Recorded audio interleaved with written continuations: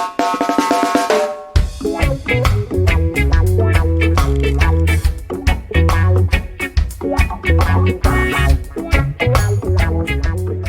everybody to 2022 season one still, but here in 2022 of the HR revolution or evolution. No matter what way we look at it today, the world is different. The world of work is changing right before our eyes. Some are feeling it more than most, but we know HR has been relied on probably the most during the pandemic as a business unit or a function within the organization. We look to this opportunity to revolutionize the function of HR for the evolution of business, as it's HR's time to really lead these organizations forward as we move forward into 2022. I could not be more excited to announce our first guest in 2022 is Barbara. Chris will get into the specifics, but Chris, why don't you quickly introduce yourself as well? Thanks, Kevin, and it's great to be back for another season of the HR Evolution. My name is Chris Darone. I've been an HR practitioner for, we'll just go with 20, a little bit more than that, but we'll go with 20 years, specializing in the organizational development, talent management field within HR. It is our pleasure to introduce all of you today to Barbara Marianetti DesRosiers. She is the Chief Human Resources Officer at Coordinated Care Services, which is a management service organization with a special focus in the areas of behavioral health and human services based out of Rochester, New York. Barbara, it is great to welcome you to the show. Thank you. I'm really excited to be here finally after several months of having conversations about joining your podcast. Hey, well, it's great to have you healthy, smiling, of course.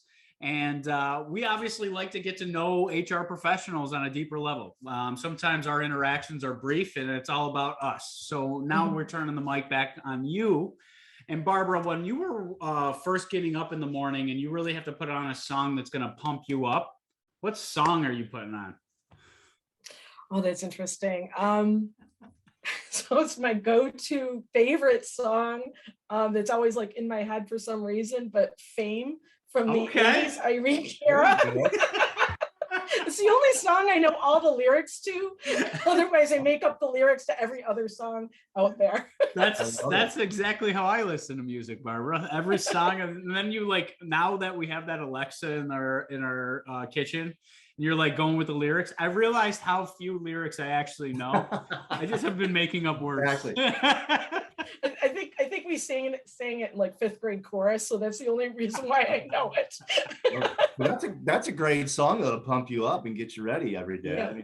I mean, I don't know if we've heard a better answer to that question. Great.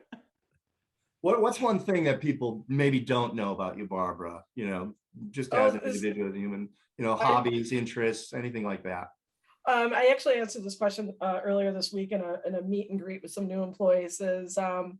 I can come off as pretty energetic and talkative and engaging, but I'm actually quite shy.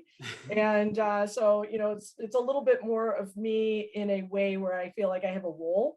And so I can a little bit fake it till I make it. But if I was just, alone walking into a party and just seeing people, it would be very uncomfortable for me.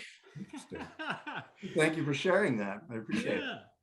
Well, we always like to, we believe that we all spend the night at our offices, especially Coordinated Care Services is one of those incredible organizations that we are fortunate enough to have here in Rochester.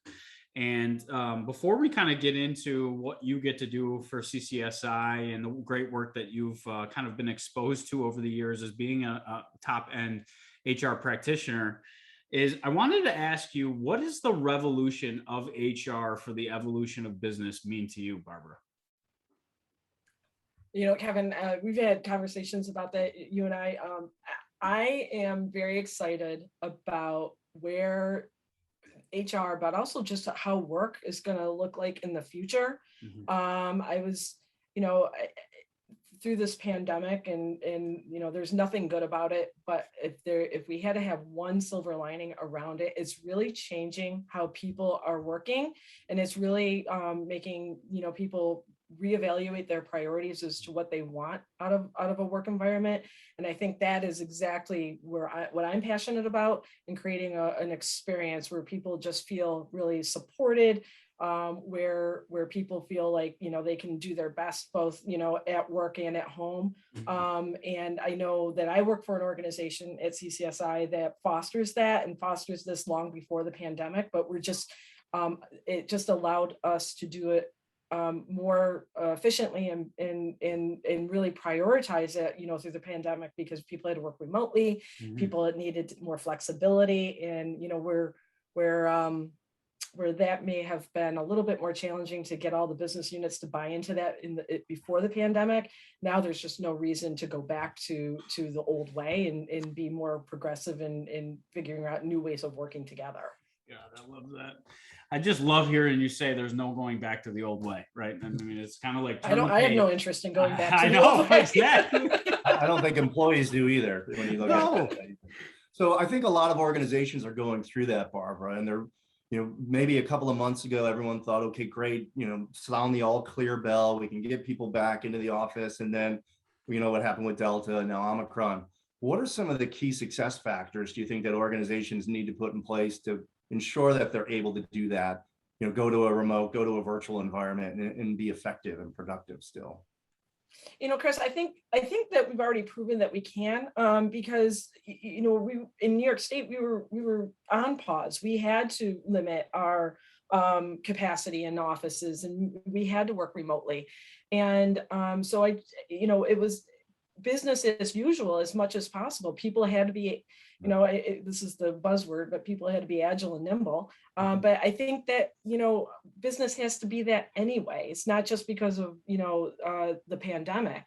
And to demonstrate that we actually can do it means that, we've found that people are just more engaged and actually more productive. I think that, I'm older than both of you. And so I think that, there was a time that we were just talking about this at work recently, that, working from home wasn't an option because we had CPUs that were, tethered to our desks in an office. Yeah. And then you came home and, you would log into your own computer, and maybe if you had a little remote access or webmail. But now, with our phones, iPads, our laptops, our tablets, we could do work anywhere. And it's, if we're thinking about like work-life balance, it's also really work-life integration. I could do my 8-hour day over a 12-hour period of time, or I could do my 40-hour work week over 60 hours and just, I could attend to my family, I could tend to my life. And so it's really about integrating, work and life rather than, in a balance too. But, I think it's really more about, this is the way we're going to kind of operate as professionals moving forward. Man, there was a lot to unpack what you just said there, because there was so much good stuff, Okay. But I love obviously the agile and nimble. Yes, it's a key word, but that's the fact that you said that and related it to businesses should already be striving to do this, pandemic or not, right? Yeah. That says so much about you and your position there as a Chief Human Resource Officer for CCSI.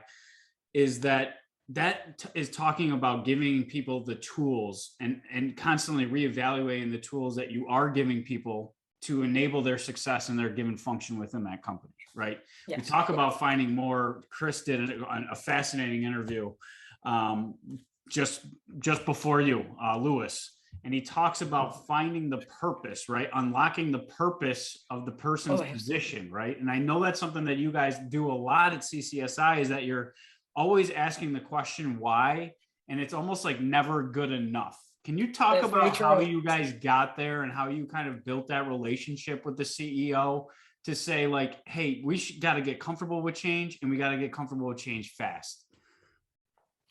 So one of the things at CCSI is that we need to get comfortable with being uncomfortable. So, if we rest on our laurels, we're only as good as, the last task that we did or the last project that we worked on, because, as great that success was, if we don't continue to work and improve, we're not going to be as successful moving forward. I think, very lucky, and we at CCSI are very lucky to work for a CEO that's really strategic, brilliant, and wants to think about new projects, new ways of doing things, and how can we. She's never really from a place of no, to use a Real Housewives quote, come from a place of yes. And but I actually really like that, because it's really a how can we accomplish this really complicated task. Sure, we can do it, and there's never really a thought that we can't do it. And so, and that just allows us to, stretch ourselves, and then, and getting our employees in a position where they may be able to work on a project that they've never really worked on before, or learn a new skill and learn it on the job. And it's, just kind of upskilling and developing our employees and putting them on individual paths for growth.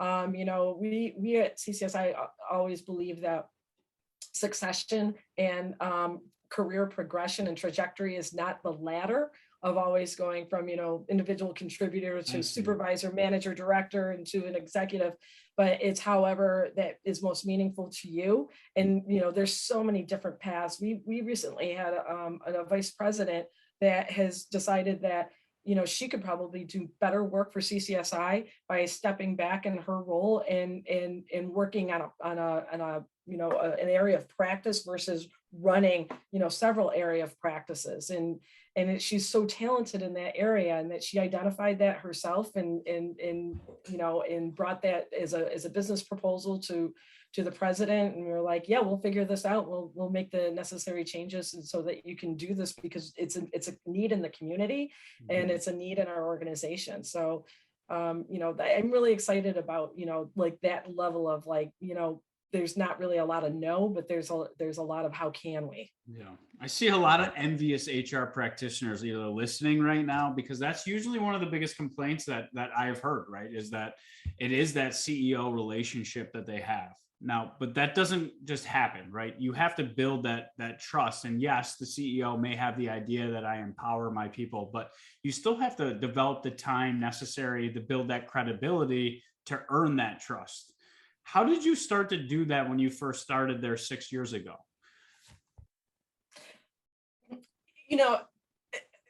When I was just talking before, I was like a little shy, coming into a new organization, and I didn't have my footing at CCSI immediately right off the bat. It took me probably about 9 months before I really started feeling a little bit more comfortable in my skin. It's the first time that I was in this type of position. I had been an HR director for several years at 2 other organizations in the past, but this is an executive job. And while I had a seat at the table, I wasn't I still reported. There were people that were more hierarchical than I was, and in other organizations. And here I was really not understanding that it was a partnership.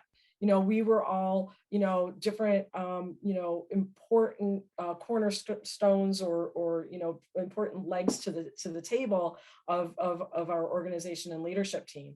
And so I was working with an executive coach, and that was really helpful. It's still very helpful to me. And really understanding that, this is my job, this is my role, and this is, I have to perform as an executive, as a partner to the executives in this way. And so, really just changing my mindset and how I was approaching work and providing value and providing input, saying, I don't agree with that if I didn't agree with something.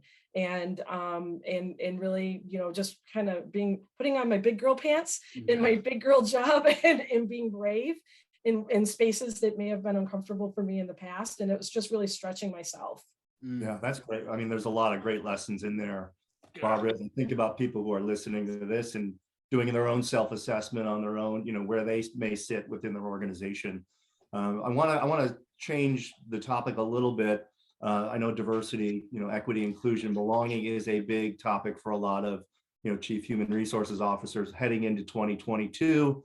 And one of the things that, as we start to unpack this, let's talk about belonging. And again, when we look at organizations and they're going through these radical shifts, in terms of how work is getting done virtually and remote, how does an organization really tap into that belonging aspect? It's hard when you've got, everybody doing everything by themselves. A Zoom call is great, it's fantastic, but you still miss a lot of those opportunities to, pop your head over the cube wall and just have a quick impromptu conversation. So what are some things that, in a remote environment, in a virtual environment, can organizations do to ensure that their culture is maintained and everyone has that sense of belonging? Chris, that's really important. The first, you hit the nail on the head when you said the culture. The culture has to be intentional about creating a place of belonging. So, you can capitalize on what's really working well, but the other thing is, what's not working well, and really getting that feedback from employees as to how to shape your culture. We're fortunate enough at CCSI that not only do we have an office of diversity, equity, inclusion, and anti-racism, but it is not a division of human resources. We partner with, it's its own division. And I work very, very closely with the chief diversity officer at CCSI, and her name's Keisha Carter, and she's amazing. And we partner on everything. And we also work with compliance on partnering on this as well. We have a chief compliance officer, Mary Joan Case. We actually make up the talent and culture team. It's not a department. It's really, we work together on our organizational strategy around what our culture is going to look like and what it needs to be. And belonging is so important because this is where we, work with supervisors and division leaders around engaging in staff. And it's not just a survey. It's really, making sure that, people have the supports that they need, that we are addressing, everybody as an individual and what their needs are. If somebody's struggling either personally, that's affecting their work, or if they are struggling as a team because there isn't a lot of connectivity. From an organizational standpoint, we try to do as much communication as possible. We do town halls. I think it's every 6 weeks now, or 2 months, where we do town halls. We ask for people to come and ask questions, and they ask some pretty hard questions sometimes. And that we want to make sure that, people feel like, they're part of a team. We, part of our new employee orientation, we invite all the new hires together at quarterly, and they get to do a meet and greet with the supervisors virtually, put us in breakout rooms and doing something like this, just asking, silly questions like, what's your favorite song? What's your go-to karaoke song? Or if you had to live in a virtual world, what world would it be? It's just like these fun questions. And we just had one this week, and it was just like the highlight of all of our days. And that's like a 90-minute meeting that sometimes we just don't want to end. And it's just taking that time out to be, a listening ear and trying to connect intentionally and be real, and be engaging and also do it with compassion and a lot of humor. That's good. Yeah. A lot of great Holy examples. cow, Barbara is on fire right now. It's like, holy, the individual needs versus the teams based. I want to ask why the CCSI decided that DE&I did not belong under HR, and why they built it up as its own function. I mean, there's so much, the communication in the town halls, opening up those lines of communication and being vulnerable. Like you said, they ask tough questions, but the fact that you guys are vulnerable, that helps build trust and transparency. There's just so much that you guys, you just shared in there that is incredible. But the one piece that I absolutely have to go back to is the individual needs. I feel like a lot of times in a lot of organizations, they try spray and pray methods, right? They try that catch-all approach. To hear you say based off the needs of the individual, but also how that is impacting the greater team, is something that you are curious about and want to know and be a part of and solve. Can you talk about how, when that became so apparent to you that it was more about the individual in order to probably maximize the engagement? Because I know turnover has not been a huge challenge for CCSI because of that incredible culture that you guys have built over the last 6 years. That was, first of all, right. Turnover, we do experience turnover, but we're not experiencing, the impact of the Great Resignation, or what we're saying is the great, reevaluation of my career priorities, because we've been doing a lot of intentional work around our culture for so long. We do have people that leave, but some people, people leave for many reasons, but very rarely will you see, a mass exodus of people leaving, based on cultural or team issues. It's usually more personal, or the fact that, maybe they just didn't have the opportunity for them to progress at that moment, and another opportunity came their way. But we also want to make sure that we aren't losing people. I mean, so we can't rest on our laurels, right? And so one of the things about, talking with the individual, is, asking our supervisors to meet with every single person on their team and doing a very simple 5-question stay interview, and find out what gets them up in the morning and why do they continue to work, and when's the last time they thought they might be leaving our organization, and what prompted that, and do they still feel that way, and how can I be a better supervisor, and what are you learning and what do you want to learn? And so that's the individual approach. The other thing is around, to answer a question from before as to why our DEI office is not under the human resources function, is because we have been, working on DEI and cultural competence for 30 years, where some organizations have only been working on it fairly recently. 6 months. Or even, failing it in the last, 5 or maybe 10 years, and just feeling like, well, it's people, so it just has to live under the HR team. And so, so I think that as an organization, we've been, consulting in this space for a long time. And then as our internal infrastructure grew, we had Lenora Reed Rose, who's a Rochester icon, and she has developed, our DEI space at CCSI for 30 years. And she was doing a lot of, external consulting work for other organizations as to what they needed to do to be more culturally competent and racially just and equitable. And so, you're like, okay, well, you can't also be in charge of our diversity and inclusion initiatives at work anymore because you're so focused externally, that we created a position, and to make sure that position was, as needed, not part of human resources. Wow. Partnering with, though. I mean, Keisha and I call each other the Wonder Twins, and so it seems we like have to work together in forming like those amazing things, so that we can really, help transform. And it's really about transformational change with our organization.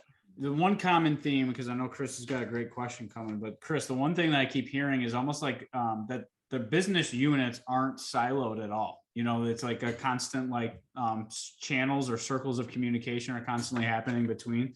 And that's amazing on what you guys are able to accomplish, because you're getting constant feedback from those individual surveys on up, and keeping, obviously, you guys in tune with the frontline workers. It's just amazing. Great to hear.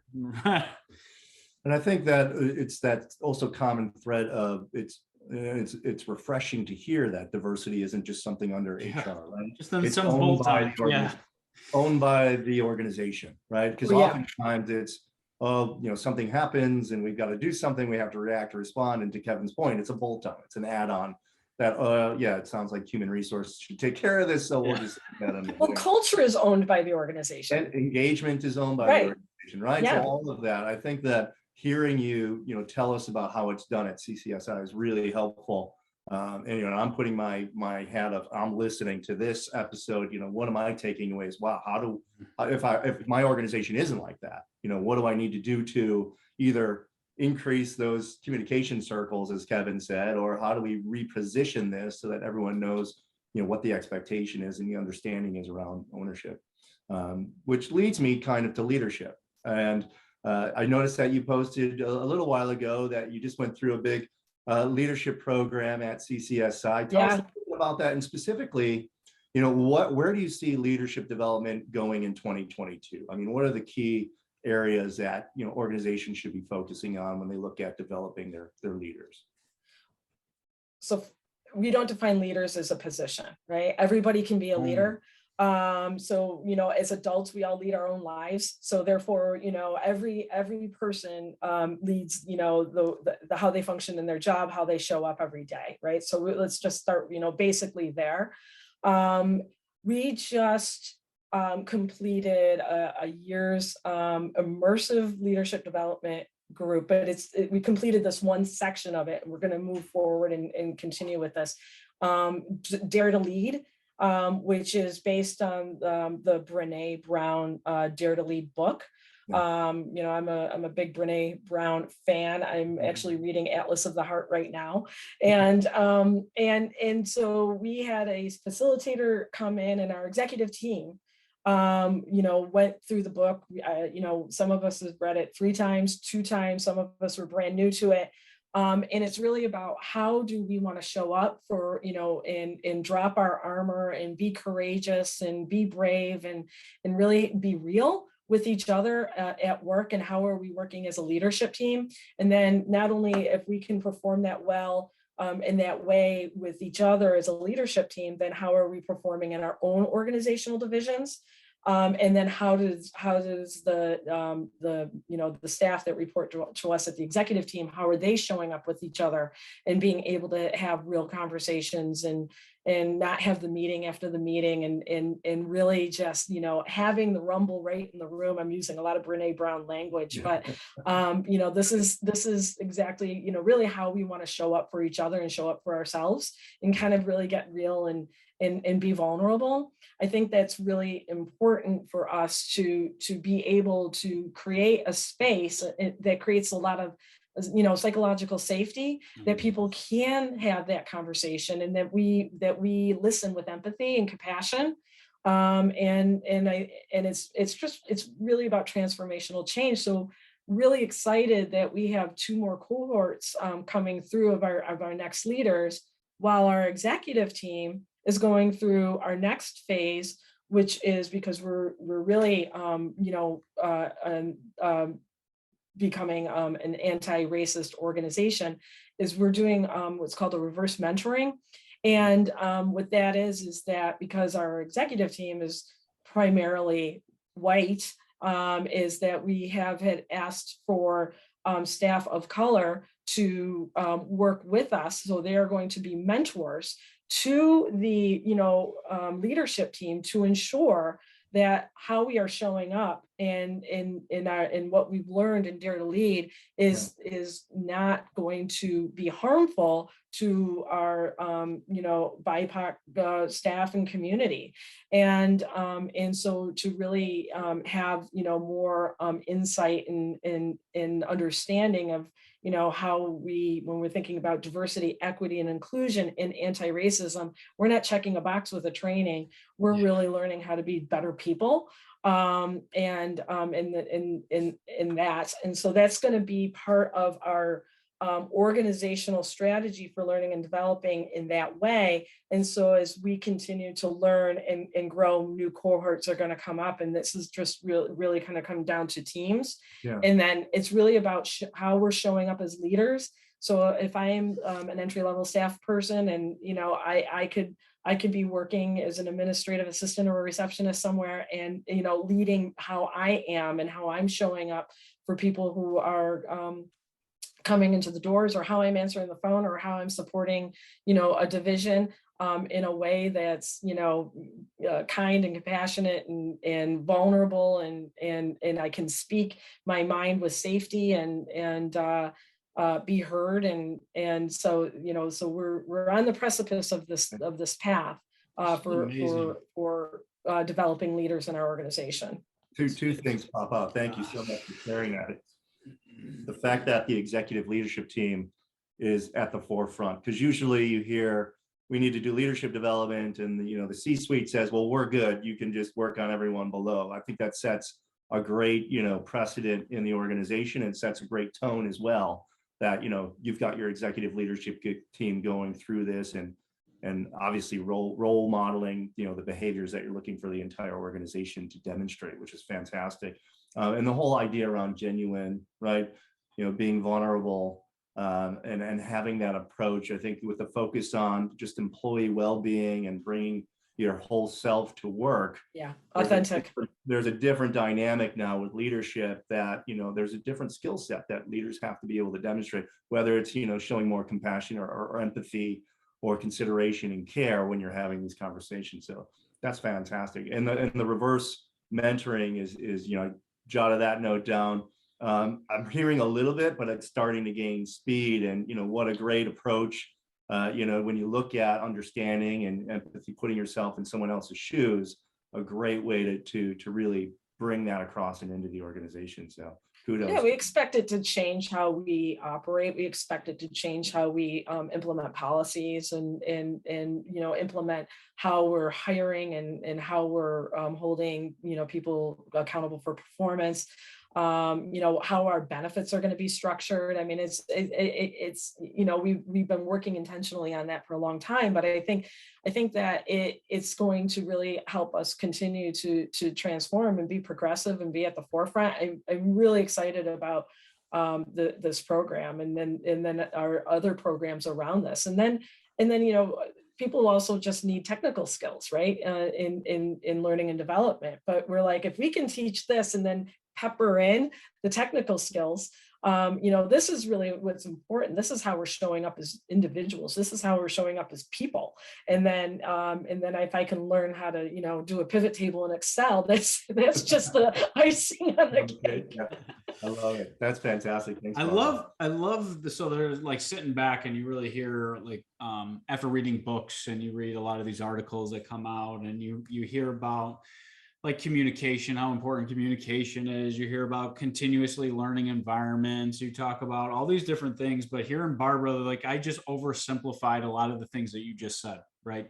But to hear an organization actually doing these things and putting it to practice rather than just looking at it as maybe words on the page and say, oh, that's nice to have, which brings me back, and I keep running this from what you said at the beginning. The mindset is how can we do this, and not of the mindset why can't we do this, right? And I feel like that is really what is elevating CCSI over a lot of people, is because I think when you set your intention to how can we versus how can't we, your actions change, right? Or where you're focusing your time, your energy changes entirely, because now you're focused on solely enablement and how do we do this. So that was just powerful. I wanted to go back to the communication because I think word selection is so important, and you guys are doing town halls. You're being vulnerable. You're having these 360s. How did you get your managers? Because I know a lot of HR people are trying to think, how can I get my managers to change their habits of old and do something differently? How did you effectively communicate to those managers and get them to change their mindset on their approach on performance reviews and open 360 interviews and this authentic feedback that they're now getting from their employees? I want to be very honest to say, we have about 116 supervisors. Not everybody's on board yet. And we also have a group of new supervisors that haven't learned this yet. So I think it really is like, we have to lead by example at the executive level first, right? And I think that's always, and Chris, you hit the nail on the head, because it's just like, we're fine at the executive team, and, we'll have this be a middle management task. And then the buy-in isn't there at the executive level. I've worked in organizations like that. I kind of, that's why I think that sometimes leadership development programs don't work. I remember one time years ago bringing on somebody, to working with a leadership team, and nobody did their task and they weren't held accountable for it. And I'm like, well, that coach is, taking money and throwing it over the Bay Bridge in Rochester, because it's just a waste of time. But so if we start at the executive team first, and we kind of go through this year-long process, and then we're bringing a new cohort of middle managers operational managers and customer facing managers and directors to the second cohort, what we're doing is we're kind of, creating a layered approach so that more frontline supervisors will buy in. Now, as executives, we're responsible for working with our teams and the supervisors that work underneath us in our teams to ensure that they are also being supported in this way. And it's really about leading by example. So we're not fully, rolling this out all the way through yet, but we have a multi-year plan to do so. And it's also going to be what we're looking for when we're looking for high potential leaders in our succession plan.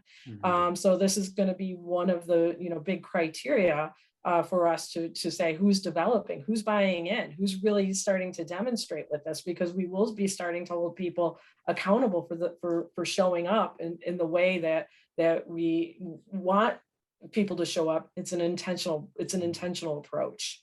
Do you and think not a what did you say, a spray and pray? Yeah. Do you think they buy in more because you yourself in HR seek out accountability to the business? Because Barbara, a lot of the things that you're saying is that you're really sticking HR's neck into places that some HR practitioners and professionals listening would say, I wouldn't dare stick my neck into that place. I'm totally cool with staying in my lane. Like that takes courage. And you mentioned earlier, bravery. So I want to congratulate you for even HR getting that exposure to leadership development training themselves, because you're leaders within the organization. It takes bravery and courage to stand up into a meeting and say, when we're not protecting or upholding the mission, vision, and values of what we say we want to do. That does take bravery. I just wanted to say thank you for that, because I think that is going to really takes HR forward. And it was on our 2022. You mentioned accountability. You mentioned obviously bravery and courage. Like these are all the types of things. And just to hear that this has helped you kind of propel you and your career is just awesome to hear. One of the things I'm going to call out the elephant in the room. So a lot of the leadership team at CCSI are females. And females, obviously, you're great multitaskers. You guys should definitely be president by now. But I don't want to be president. No, not you. You're a VP all day. You love being VP. But that tells me about how effective. Back to the communication piece. Is that a staple of what you guys have said at the top level? We're focused on communication, and communication is what's going to help kind of unlock these other areas and where we want to go. Do you do that consciously or subconsciously? No, it's intentional. So it is intentional. I want to really highlight that I have worked in organizations that, where HR would bring this to the forefront. This was the other elephant I wanted to bring up, but now that you brought it up, I'm going to let you go. And it's not always, it's a harder road to travel, and it's a harder, hill to climb. I work for a leader who and a president, Ann Wilder, and Kevyn, you interviewed her on another podcast, and she's incredible. She's already buying into this.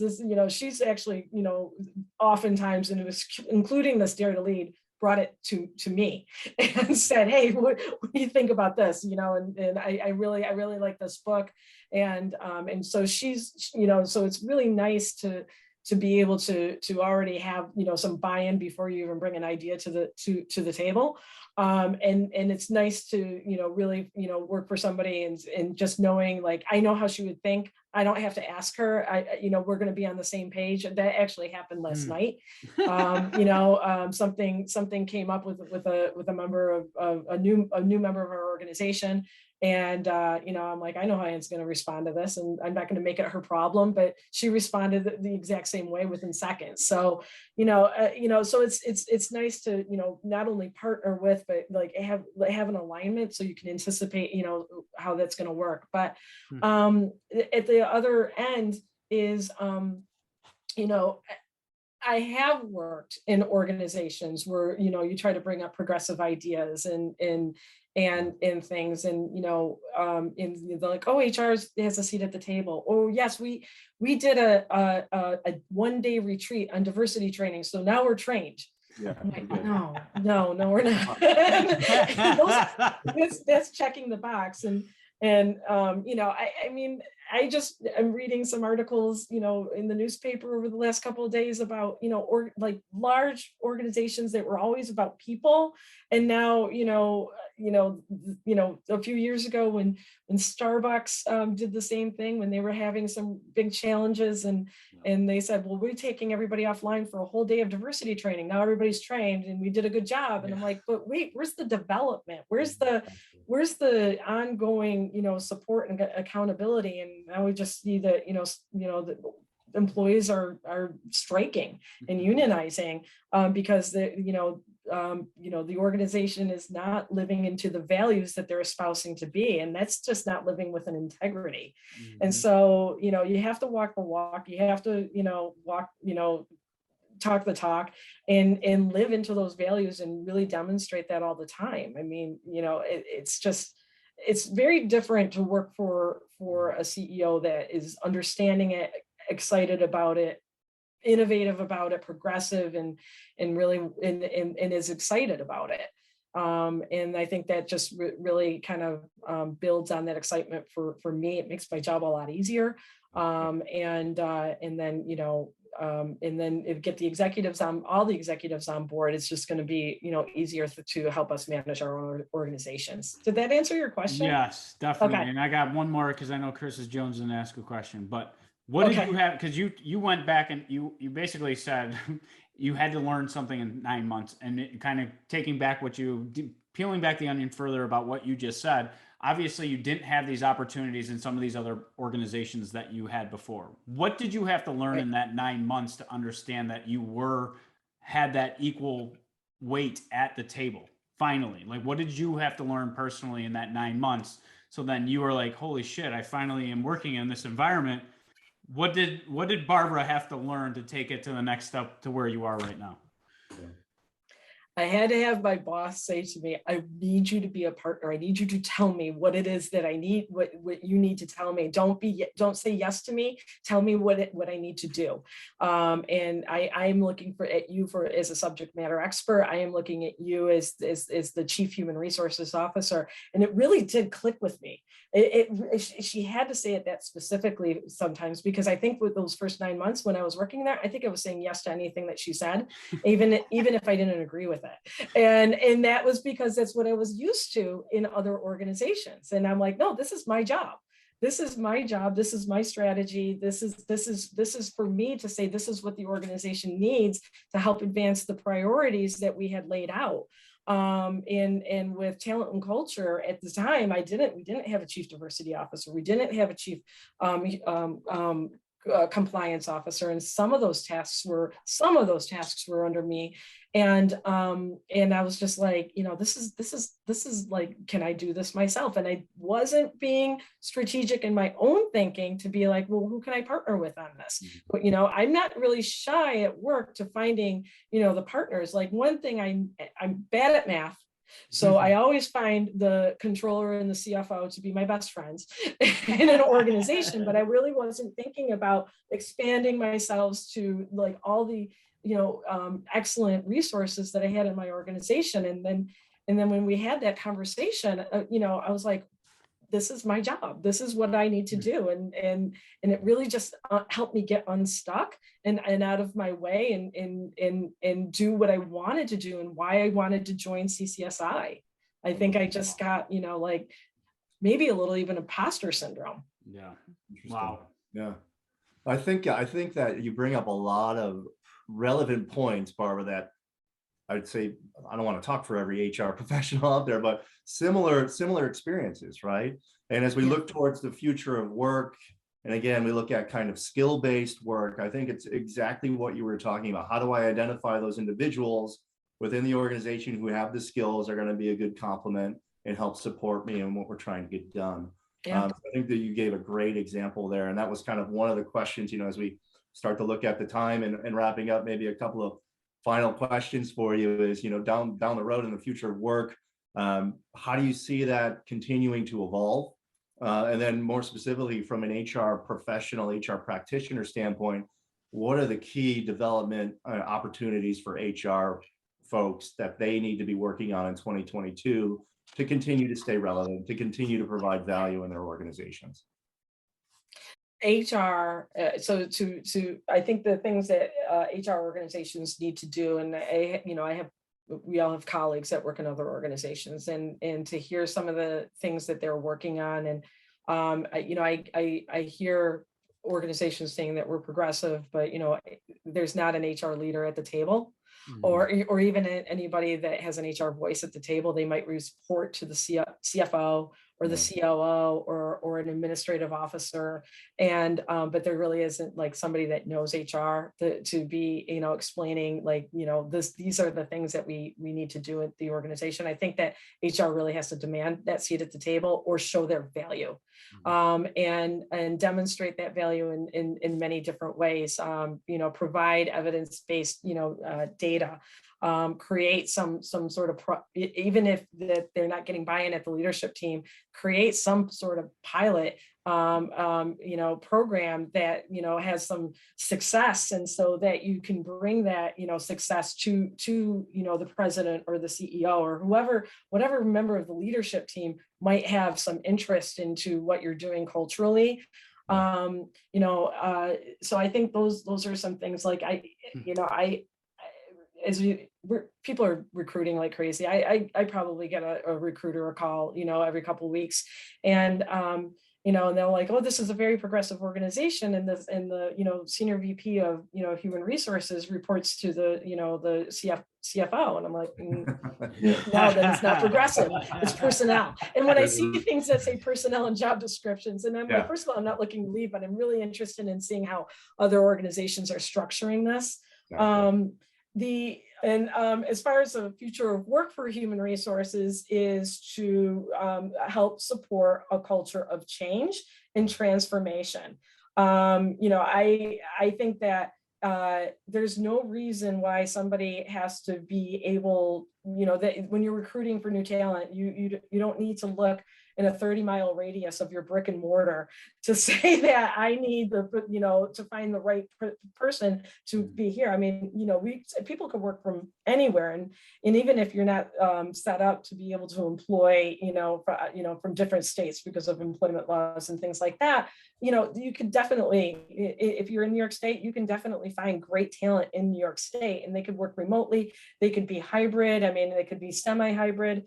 There's a lot of ways just to transform like how we're doing things, and stop being, there's a lot of transactions that have to happen in human resources, but not rely on technology to do and automate everything, but to automate those transactional pieces as much as possible, so that you can spend more time coaching and partnering, but strategically partnering, bravely partnering, being, sometimes you're not in the passenger seat as the support, but sometimes you're even driving, and demonstrating, some of the ways that you can, support the transformational change, and then also just be really collaborative.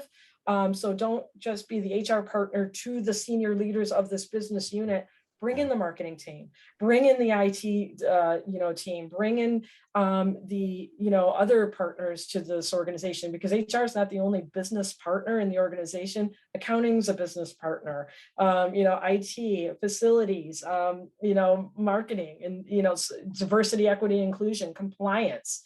They're all partners, and so bring in all of your partners and work together as a big team, and get so many different perspectives on it, and bring in all your subject matter experts that can help. I think that sometimes HR is has to think like they have to do it all themselves, and they have to be all to end all, and they're the ones that are going to coordinate everything else. And it's like, well, you can coordinate it by bringing them in, but you don't have to do everybody else's job for them either. So great point. Yeah. God, awesome. I love, Barbara, another answer full of great insights and intel. I mean, limit transactions. I mean, the transactional work of HR, and hearing you say what your view of technology is, and obviously I sold that in the past, but that really is what technology is there for, is to limit those that transactional administrative work. But very interesting, you say don't automate all of it, because Chris and I were just kind of debriefing about a study, and actually it's 7+ engagements that people have with their HR department that determines if they have a good HR department or a terrible HR department. So fascinating to hear you say that, because that's kind of the tale as old as time as we talk about the advancements in technology, but what's too much? Where do you lose touch of the employees? And obviously that's a code you guys have cracked at Coordinated Care Services. The other thing that you had just said, just to kind of, as we're wrapping up ourselves, and I'm not asking any more questions, but just to highlight for the listeners, is that you talked about not hiring the people within just a 30-mile radius just because, that you're focused more on hiring the right people. So that's definitely a message that I want a lot of people in HR to hear as well, is that you're just as much involved in the talent acquisition and selection and development process for the entire organization than you lead on to believe, or than some other people may lead you on to believe.